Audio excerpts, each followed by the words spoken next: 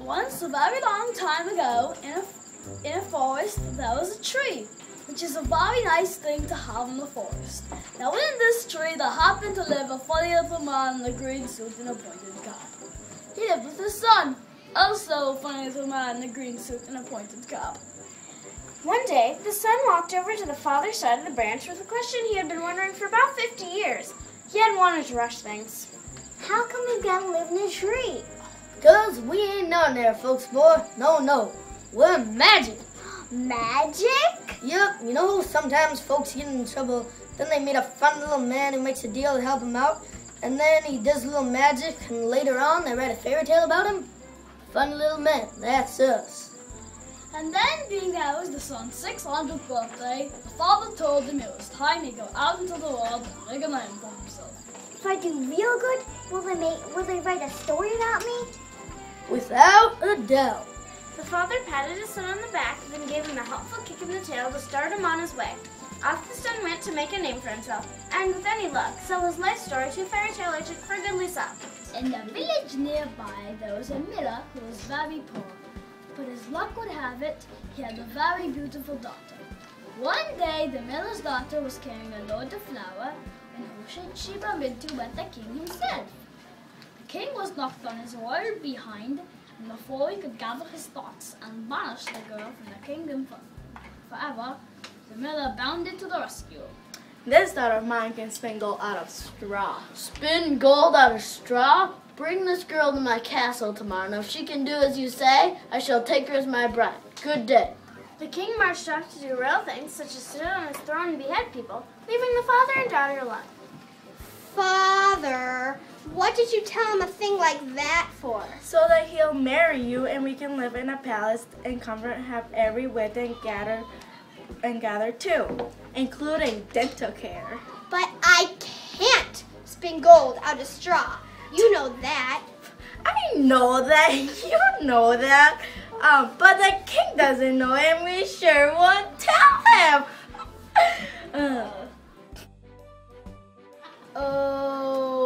Okay.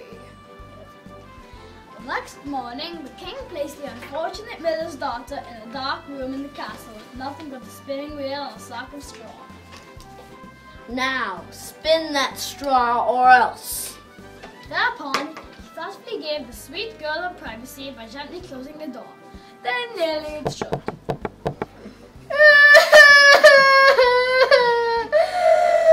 I don't want to be or else. The funny little man in the green suit with the pointed hat, the one trying to make a name for himself, had heard about the young girl's plight and knew that this was the chance he had been waiting for. So into the room he hopped. Who are you? I'm a fellow man in a green suit. You could say that again. I'm a fellow man in a... Never mind. The daughter didn't have time for shenanigans. After all, she was busy doing nothing. So, what do you want? I'll spin that straw for you. If you will give me your first shot after your man becomes queen. My first child? Why that? I don't know, makes the plot better, I guess. Not one to interfere with the plot, the miller's daughter shook hands with the little man. He jumped to the wheel and in no time had spun a room full of bright, shimmering gold. When in the morning the king found everything he had wished, he was overjoyed. He now had so much money, he could be king. That is, if he weren't king already. They were married and the miller's daughter became queen. She was given the throne right next to her husband and learned to sit for long periods of time as kings and queens do. About 2 years afterward, a beautiful child was born and the little man appeared at the castle once again. Hi, king for the kid.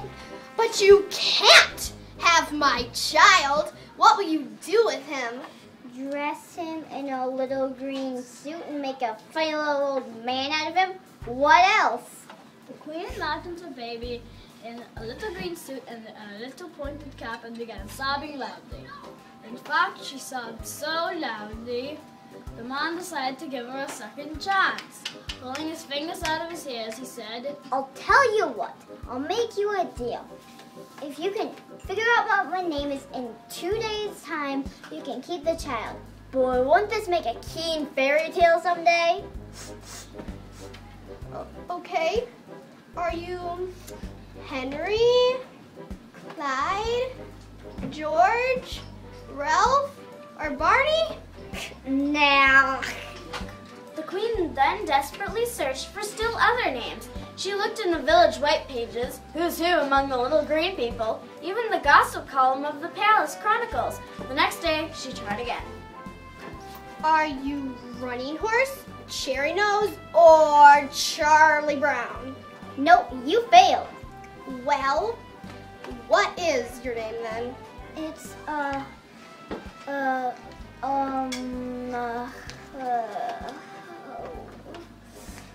Then a horrible realization came to him. He didn't know what his name was. wait here, I'll be right back. The little man asked everyone he chanced to meet, from the village milk cleaner to the royal jackhammer operator, but nobody could tell him who he was. Finally, out of desperation, he went to an old wise man that lived in a hole in the ground. No, I don't know your name, but I know how you can find it out. You can get yourself a mailbox. Sooner or later, someone will have to will send you a letter. Then all you'll have to do is see what name is on the envelope. That was it. He was truly a wise man, or at least as wise as anyone can be who chooses to live in a hole in the ground. In any case, the little man did as he was instructed. He got a mailbox and waited for a delivery, and before long, he did receive a letter. It was from Ataksha, a sidekick who told him he might have already won $1 million. But that's another fairy tale. The little man just wanted to see what his name was, but when he saw it, he was shocked. It read, Rumplestiltskin Jr.? What kind of name is that? Can't go back to the queen telling my name is Rumplestiltskin Jr. I'd be the laughingstock of the kingdom. And so, the queen and the child lived happily ever after, for she never saw the funny little man in the green suit again. In fact, nobody ever saw the little man again, for he was so ashamed he had out of magic business and changed his name to Louis Smith. and we all know there's never been a fairy tale about Louis Smith. That is, until now.